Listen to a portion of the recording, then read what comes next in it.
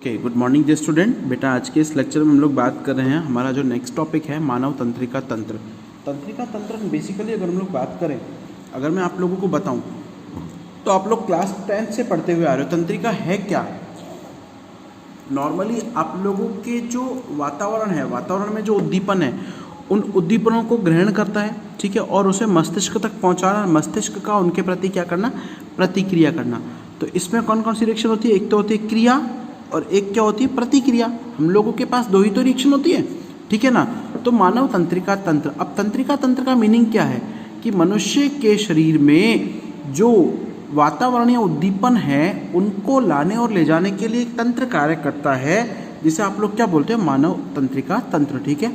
अब तंत्र का मतलब क्या है कि अंगों का समावेश, अंगों का समावेश, वो अंग जिनमें, या वो तंत्र का मतलब होता है कि अंगों का वह समावेश जिसमें काफ़ी अंग या कई अंग मिलकर एक ही कार्य को करें, ठीक है, वो क्या कहलाते हैं, अंग तंत्र कहलाते हैं। और हमें पता है मानव शरीर में काफ़ी अंग तंत्र मिलते हैं। जैसे कौन कौन से भाई? पहला है आप लोगों का पाचन तंत्र है, उत्सर्जन तंत्र है, हम लोगों का जनन तंत्र है।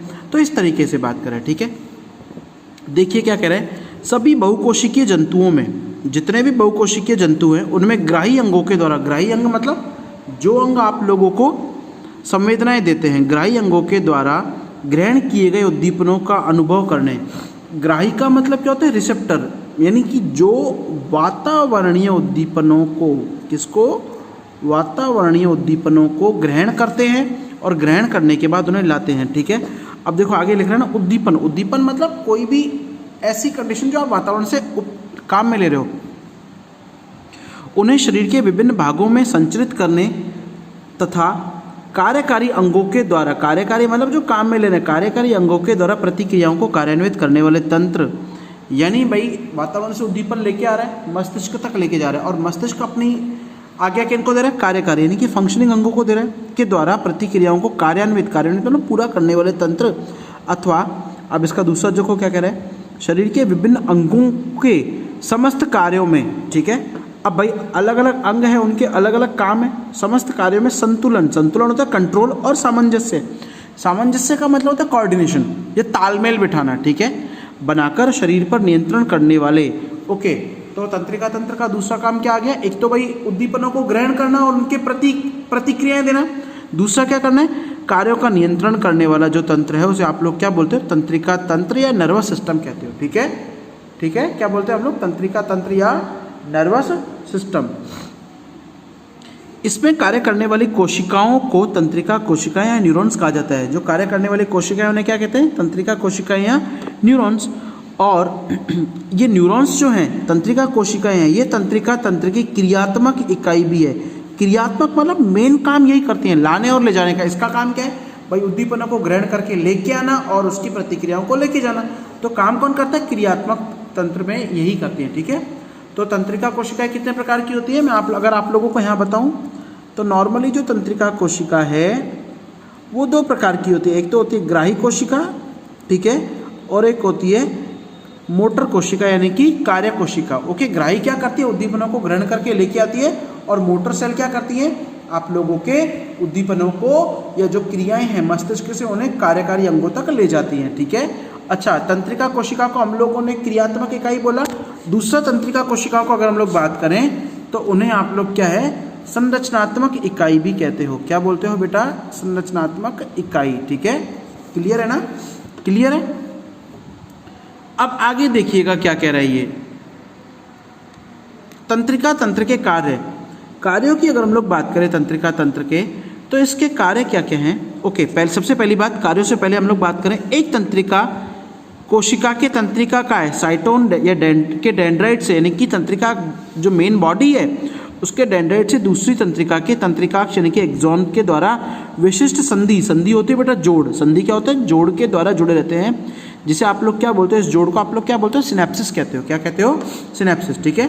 तंत्रिका तंत्र के कार्यों की बात करें तो सबसे पहला, शरीर के विभिन्न अंगों की भिन्न भिन्न क्रियाओं को संचालित एवं नियंत्रित करता है। संचालित करना मतलब उनको कार्यान्वित करना, और नियंत्रित यानी कि उनको ऊपर कंट्रोल रखना, ठीक है। दूसरा, यह संवेदी अंगों के माध्यम से, संवेदी अंग मतलब वो अंग जो क्या कहते हैं? संवेदनाओं को ग्रहण करते हैं, ठीक है, के माध्यम से मानव को बाहर की दुनिया के विषय में सूचना देता रहता है। ओके, और बाहरी वातावरण से सूचना उद्दीपनों के माध्यम से ग्रहण करता है, ठीक है। फिर क्या है, समस्त ऐच्छिक, ऐच्छिक मतलब इच्छा के अनुसार, पेशी है, पेशी मतलब जो पेशियों, जो आपकी मसल्स के थ्रू जो रिएक्शन होती है उसकी बात कर रही है, पेशीय क्रियाकलापों जैसे दौड़ना, बोलना आदि का नियंत्रण भी करता है, ठीक है। तीसरा क्या कह रहे हैं, यह एक अनैच्छिक क्रियाकलापों, ठीक है, अनैच्छिक मतलब जिनके ऊपर कोई इच्छा शक्ति कार्य नहीं करती, क्रियाकलापों जैसे सांस लेना, हृदय का स्पंदन, आहार नाल में भोजन का संचलन आदि का नियमन भी करता है, ठीक है, आदि का नियमन भी क्या है, करता है। ओके, अब अगला देखो क्या कह रहे हैं, चौथा, इस प्रकार अब इस तरीके से हम लोग कह सकते हैं कि जो तंत्रिका तंत्र है वो विभिन्न भागों में समन्वय करते हुए, समन्वय मतलब तालमेल बिठाते हुए, क्या है समन्वय का मतलब बेटा, तालमेल बिठाते हुए एक समग्र, समग्र मतलब एक कंप्लीट, समग्र का मतलब क्या है यहाँ पर, कंप्लीट, ठीक है, यूनिट की रूप में कार्य करता है। अब ये यूनिट इकाई किसकी है बेटा, तंत्रिका तंत्र की। ओके, अब ये तंत्रिका तंत्र की इकाई कौन सी है, मेन यूनिट जो कौन सी है वो क्या है, आपकी न्यूरॉन या फिर तंत्रिका कोशिका। अच्छा, अब बात करें भाई तंत्रिका तंत्र के भाग कितने हैं, कितने भागों में बांटा गया है, तो मनुष्यों में मुख्यतः या प्राणियों में 3 प्रकार का होता है, ठीक है। अब प्राणी की विविध क्रियाओं को, प्राणियों में तंत्रिका तंत्र देखो, विविध क्रियाओं को करने के लिए नियंत्रण और समन्वय, अच्छा भाई नियंत्रण का कार्य अलग करते हैं और समन्वय का कार्य अलग तंत्र करता है। नियंत्रण की अगर मैं बात करूं तो नियंत्रण का कार्य बेटा आप लोगों का कौन करता है, तंत्रिका तंत्र। कौन करता है, तंत्रिका तंत्र। कॉपी हो तो आप लोग साथ में बुक लेके नोटबुक लेके बैठिएगा, लिख लीजिएगा, ठीक है। कौन करता है बेटा, तंत्रिका तंत्र। और समन्वय का काम कौन करता है, समन्वय का काम करता है बेटा अंतःस्त्रावी तंत्र, जिसमें आप लोगों की अंतःस्त्रावी ग्रंथियां आती हैं, ठीक है, जिसमें कौन कौन सी आती है, अंतःस्त्रावी ग्रंथियां। ये आगे आएगा, इसी बुक में आएगा, आगे चैप्टर उसमें हम लोग पढ़ेंगे, ठीक है। तो तंत्रिका तंत्र, अब तंत्रिका तो ठीक है, तंत्र मतलब जिसमें काफ़ी तंत्रिकाएं एक साथ मिलकर कार्य करें तो तंत्रिका तंत्र कहलाता है। ये 3 प्रकार का होता है, कौन कौन सा, पहला केंद्रीय, central nervous system, short form में इसको आप लोग CNS बोलते हो, क्या बोलते हो, CNS, ठीक है। ओके, ये पता है, अगर हम लोग बात करें तो हमारी जो 90% जो क्रिया है वो यही करता है, ठीक है। जो कंट्रोल और कोऑर्डिनेशन की, नियंत्रण और समन्वय की 90% क्रियाएं हैं वो यही करता है, ठीक है।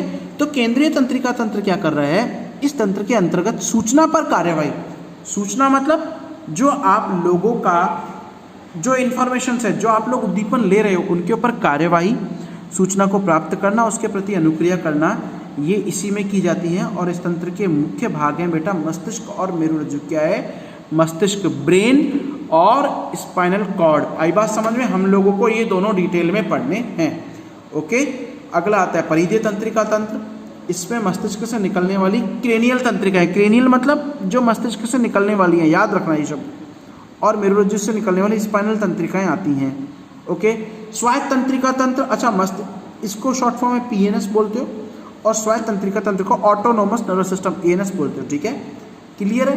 तो ये आप लोगों को पढ़ने हैं केंद्रीय तंत्रिका तंत्र। अब हम लोग इसको नेक्स्ट लेक्चर में लेंगे, क्योंकि अभी आप लोगों को इतना ही समझ में आएगा, ठीक है। जो पढ़ाया जा रहा है उसको लिखें, क्लियर है बेटा, और नोट्स कंपाइल करें। ओके।